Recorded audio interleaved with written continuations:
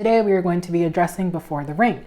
So I believe this is the season of preparation. This is when the Lord has started stirring your heart. He's let you know, my daughter, you have done everything you can do in your singlehood. It is now time to allow you to serve another soul, okay, to steward over another soul, to be in charge of the spiritual leadership and the evolution of another soul, okay? So this is all, it is chronological, okay, the way that the Lord prepares us for marriage, for God-ordained unions, okay? We broke down the difference between a marriage that occurs in the flesh, in the physical, and a marriage that is ordained from heaven, okay, my dear? Very quickly, a marriage that is God-ordained looks completely different. It is about service. It's stewarding over another person's soul. A marriage that is birthed only in the earth is probably about meeting a very self-centered need, about, you know, legitimizing a child's birth, okay? So getting married to cover up an unwanted pregnancy or an untimely pregnancy. People who get married for just superficial reasons, building wealth, or, you know, a better tax return, or because my biological clock is ticking, like those are not reasons why the Lord pairs people. He pairs people in purpose. And those are all benefits, okay, blessings that come along with being in holy matrimony and purposeful partnership is, you know, more financial, I would say, benefits here on earth, or being able to birth legacy through your union, or being able to impact the world, you know, with your gifts that, you know, you all are bringing to the table, or that the Lord is able to develop in you in marriage, okay, as he's already developed in you in your singleness, okay? So kingdom marriage is absolutely predicated on a lot more than a marriage that is birthed in the earth, that is just human, you know, that is put together by mere mortals, okay? And so that's why there is a season of preparation, okay? So before the ring, before you were even proposed to, before this person decides to make a promise, okay, before your king makes a promise, comes to you with the promise of marriage, okay, there are certain things that need to happen in both of you, okay? Marriage prep is not just for the queens, honey. That's why we have to speak to the kings and queens, because it requires both people to be ready, to be in position, to be prepared, to be aware, okay, to be spiritually discerning of when they're in their marriage season, of when the Lord is calling them to serve another person, okay? Marriage is a call. A God-ordained marriage is a call to serve. It's a call to serve another person, to serve your children, to serve the people God has placed on your destiny path, okay? You are someone's destiny helper in your marriage.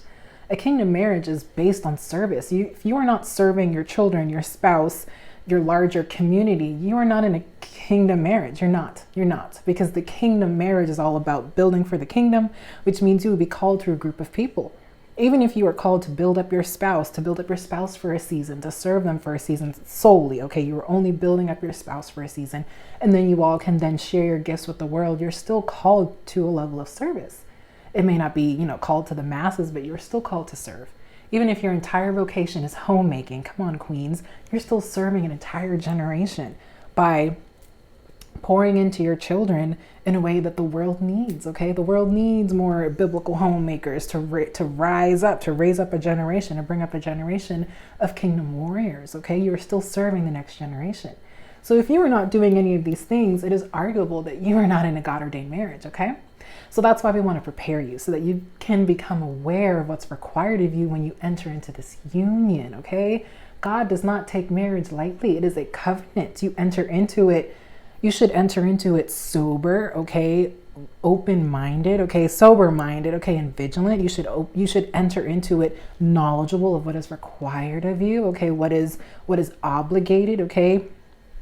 What is expected, okay? And of course, enter into it with the love of Christ, you know, with the love for this person that God has been pruning in you, okay? So this is no small task, no small undertaking to break down how the Lord prepares us to enter into these beautiful unions, because marriage is no small undertaking, okay? A God-ordained marriage. So we are not the people that we need to be, maybe in singlehood, at some point in your singlehood, to be able to enter into these marriages, which is why we must be prepared, okay? We know the wilderness prepares us for the promised land. We know school prepares us, you know, for a career. We know practicing prepares us to play better, perform better, you know, whatever area that you are practicing in. So why do we not allow God to prepare us to be a life partner, okay? You do not, this is not something you stumble into. This is not something you happen into, okay? You may happen into your husband's environment, okay? You may happen into fields like our gleaning sister Ruth, but even that wasn't a coincidence, okay? That was absolutely a God coincidence, okay? It was absolutely intentional that she happened into that field.